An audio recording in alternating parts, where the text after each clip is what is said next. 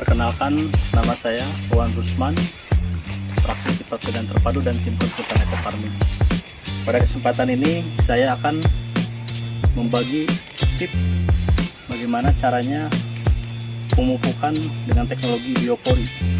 Nah, ini ternyata teknologi biopori ini adalah efektif untuk pemupukan pada tanaman hortikultura berupa tanaman buah-buahan. Lebih spesifiknya adalah tanaman durian. Teknologi biopori ini sudah dikembangkan di berbagai industri tanaman hortikultura yang ada di Indonesia. Ternyata efektivitasnya kita mempermudah penyerapan nutrisi yang kita sediakan pada lubang-lubang yang kita buat nanti. Itu adalah salah satu teknologi terbaik di dalam produksi tanaman durian ini. Salah satunya yaitu untuk meningkatkan penyerapan air yang ada di permukaan tanah. Karena permasalahan tanaman durian itu tidak tahan genangan. Jadi bagaimana proses genangan itu bisa menyebabkan mematikan tanaman? Di situ dalam genangan air maka akan terjadi atau terinfeksi beberapa cendawan patogen yang bisa masuk ke dalam akar. Maka dengan teknologi biopori ini tanaman akan terhindar dari genangan air melalui teknologi biopori. Nah, kemudian yang kedua, dengan teknologi biopori kita menyiapkan ruang untuk proses composting, di mana composting itu adalah kita memasukkan bahan organik berupa kotoran ternak, serasa-serasa dari daun-daun yang ada di permukaan tanah, yaitu sebagai nutrisi untuk tanaman. Bagaimana strateginya sampai dia menjadi nutrisi untuk tanaman? Yang pertama, teknologi ekofarming ini adalah pupuk organik superaktif yang di dalamnya terdapat kandungan bakteri-bakteri dekomposer pengurai untuk mendegradasi seluruh bahan organik ini dirubah untuk menjadi nutrisi untuk kebutuhan tanaman. Maka kebutuhan nitrogen, fosfor, kalium kita suplai dari beberapa bahan organik yang ada di sekitar tanaman. Nah, kemudian yang ketiga, dengan adanya pemupukan teknologi biopori, kita mempersiapkan atau memberikan ruang untuk tanaman supaya adanya sirkulasi oksigen yang masuk ke dalam perakaran.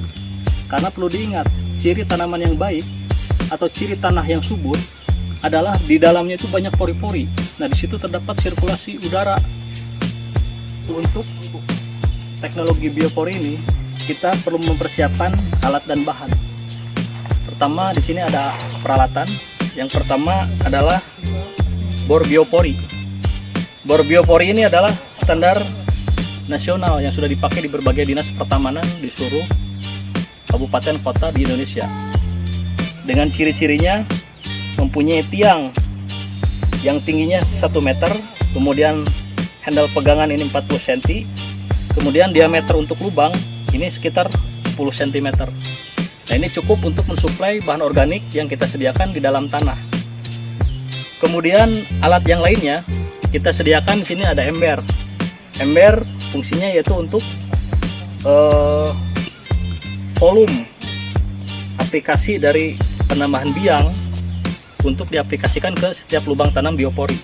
Kemudian di situ ada gayung, tujuannya untuk alat untuk mengocor larutan yang terdapat biang ekofarming tadi untuk dimasukkan ke dalam lubang tanam. Nah, kemudian bahan yang utama adalah tetap gunakan selalu ekofarming.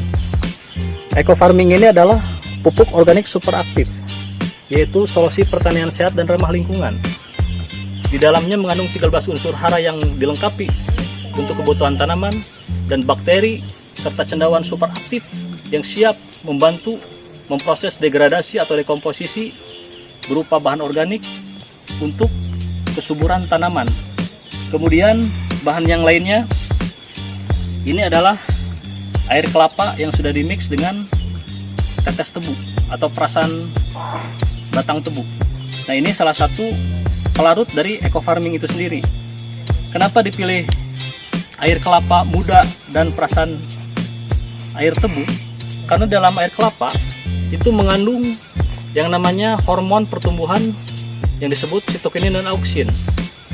Jadi di dalam kandungan air kelapa itu mengandung hormon untuk memacu pertumbuhan bunga. Kemudian di dalamnya mengandung mineral-mineral yang dibutuhkan oleh tanaman. Kemudian di sini ada perasan air tebu yang sudah dimix dengan air kelapa tadi. Nah, masing-masing dia punya kegunaannya, utilitas untuk memacu perkembangbiakan bakteri yang ada pada ekofarming. Air kelapa bertujuan untuk mensuplai beberapa hormon yang berupa sitokin dan auksin untuk memacu pertumbuhan bunga. Kemudian di sini ada perasan air tebu. Perasan air tebu itu mengandung karbon yang tinggi, unsur yang terbaik untuk perkembangbiakan bakteri. Nah, maka nanti ini semua antara alat dan bahan kita campurkan dan kita aplikasikan ke media biopori. Kemudian selanjutnya di sini ada pupuk kandang dari liter atau alas ayam boiler. Nah, ini kandungan nitrogennya cukup tinggi yang akan kita suplai ke dalam biopori nanti. Kemudian bakteri ekofarming nanti akan mendegradasi, mendekomposisi, mengurai supaya menjadi nutrisi yang terbaik untuk tanaman. Jadi posisinya seperti ini. Kita pegang handle kiri dan handle kanan. Kemudian kita tekan. Bisa diperlihatkan di bawah. Kita tekan dengan menggunakan tenaga, badan nggak usah ikut muter.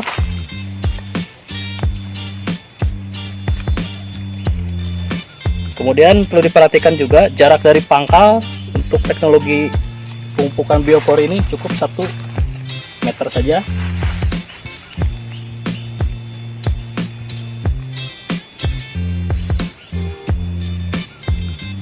Kemudian angkat, bisa dilihat lubangnya. Nah, ini perlu sampai 5 kali untuk mendapatkan kedalaman 50 cm.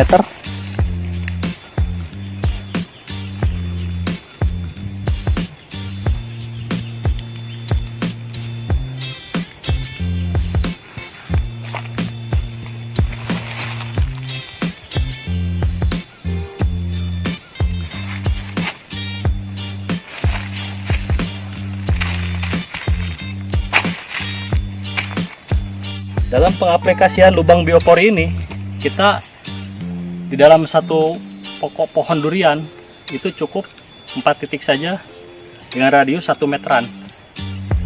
Contoh ini, dengan menggunakan bor biopori standar nasional 3 tekanan saja sudah tembus ke 50 cm.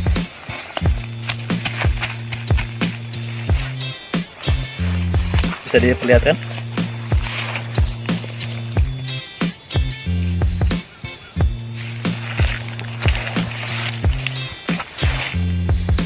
Kemudian tahapan selanjutnya kita masukkan berbagai bahan organik di sekitar tanaman durian ini. Contohnya seperti ini. Ini adalah bahan organik yang berupa serasah atau dedaunan yang sudah jatuh ke dalam tanah. Untuk memproses supaya menjadi nutrisi tanaman, ini harus masuk ke dalam lubang dan kita aplikasikan teknologi ekofarming ke dalamnya supaya terjadi proses dekomposisi oleh bakteri-bakteri ekofarming. Kita masukkan.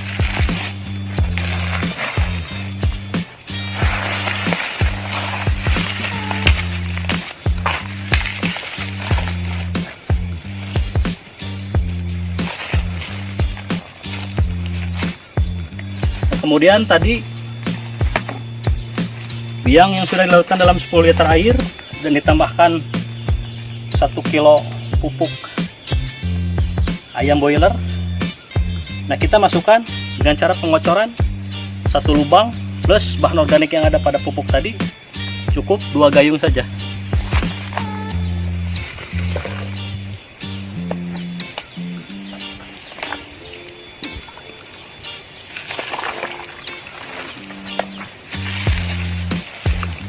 Nah, kemudian tambahkan lagi berupa serasah bahan organik yang ada di sekeliling untuk memaksimalkan proses composting yang ada pada lubang biopori ini.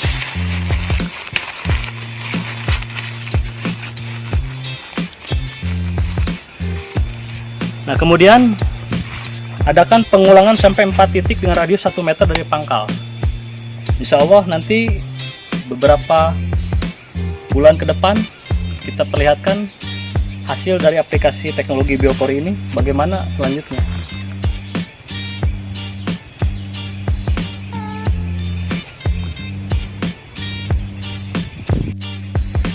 Sebagai penutup, jadi teknologi pemupukan dengan sistem biopori ini adalah salah satu contoh tanaman keras berupa tanaman hortikultura, tanaman durian. Nah, ini nanti bisa dikonversi atau diaplikasikan ke jenis tanaman lainnya. Jadi ini hanya sebagai contoh bagaimana cara pemupukan melalui sistem biopori. Insya Allah, jika kita pengaplikasiannya ini sesuai, kemudian penyediaan bahan organiknya berupa pupuk kandangnya cukup ideal tersedia di lubang biopori tadi, insya Allah ini beberapa hari ke depan sudah terjadi proses composting dan bisa dimanfaatkan oleh seluruh tanaman. Demikian penjelasan cara aplikasi pemupukan melalui sistem biopori ini, mudah-mudahan bermanfaat. Assalamualaikum warahmatullahi wabarakatuh.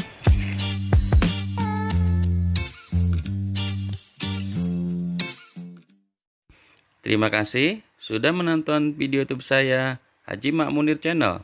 Jangan lupa like, comment, share, and subscribe ya. Dan aktifkan juga lonceng notifikasinya supaya tidak ketinggalan video selanjutnya, agar video ini terus berkembang dan bermanfaat. Salam petani cerdas, eco farming, lahan subur, petani makmur.